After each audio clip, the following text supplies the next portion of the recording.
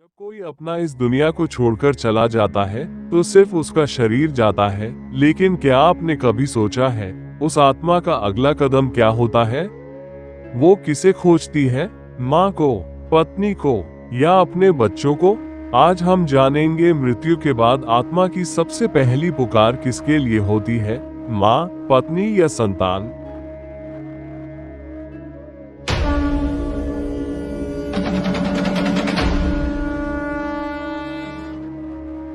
मृत्यु के बाद आत्मा की पहली अवस्था। जब मनुष्य की मृत्यु होती है तो आत्मा शरीर से अलग हो जाती है। यह अवस्था सूक्ष्म शरीर की होती है, जो देखने में असंभव लेकिन अनुभव में गहरी होती है। मृत्यु के तुरंत बाद आत्मा अपने सबसे करीबी रिश्तों को खोजती है। लेकिन कौन होता है वो पहला चेहरा जिसे आत्मा देखना चाहती है? माँ, आत्मा की पहली आवाज। माँ का संबंध आत्मा से जन्म से पहले का होता है। वेदों और उपनिषदों में कहा गया है कि आत्मा को सबसे पहले जो प्रेम और सुरक्षा मिलती है वो गर्भ में माँ के स्पर्श से होती है। जब आत्मा अपने मार्ग पर निकलती है तो सबसे पहले वो उस शांति को खोजती है जो उसे माँ के आंचल में मिलती थी। माँ के प्यार में कोई स्वार्थ नहीं होता, कोई शर्त नहीं होती। मृत्यु के बाद आत्मा माँ की पुकार करती है, क्योंकि वही उसका पहला और सच्चा प्रेम था। पत्नी, जीवन की संगिनी। पत्नी के साथ आत्मा का संबंध जन्म जन्मांतर तक माना जाता है। गरुड़ पुराण में कहा गया है कि पत्नी और पति के बीच का संबंध केवल इस जन्म तक सीमित नहीं होता, बल्कि अगले जन्मों तक जुड़ा रहता है। जब आत्मा शरीर छोड़ती है तो उसकी स्मृतियां जीवित रहती है।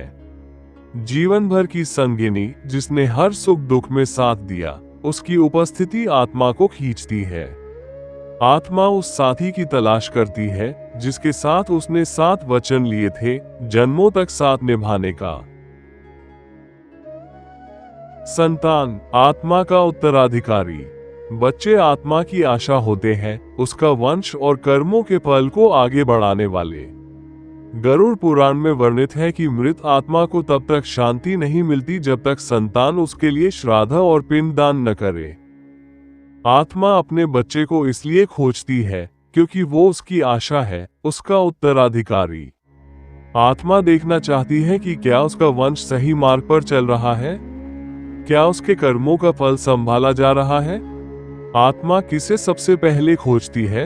ये प्रश्न सरल नहीं, लेकिन उत्तर आध्यात्मिक ग्रंथों में मिलता है।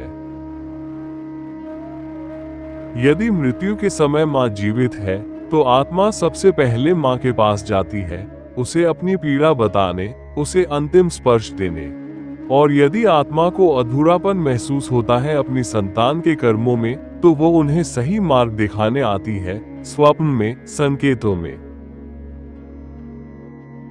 मृत्यु के बाद आत्मा का व्यवहार। आत्मा एक सूक्ष्म ऊर्जा है, वो भावनाओं से जुड़ी होती है। जो आत्मा सबसे ज्यादा याद की जाती है वो उसी के पास सबसे पहले जाती है। माँ की ममता खींचती है, पत्नी का प्रेम बुलाता है और संतान का स्मरण आत्मा को आकर्षित करता है। पर आत्मा वहीं जाती है जहां उसे सबसे अधिक स्नेह और शांति का आभास होता है। गरुड़ पुराण क्या कहता है? गरुड़ पुराण कहता है कि मृत्यु के बाद आत्मा 13 दिनों तक पृथ्वी लोक पर रहती है और अपने प्रियजनों के बीच भटकती है। इन 13 दिनों में आत्मा उन सभी को देखती है जिन्हें वो प्रेम करती थी, परंतु वो सबसे अधिक उसी के पास जाती है जो उसे याद करता है, जो उसे सच्चे प्रेम से बुलाता है।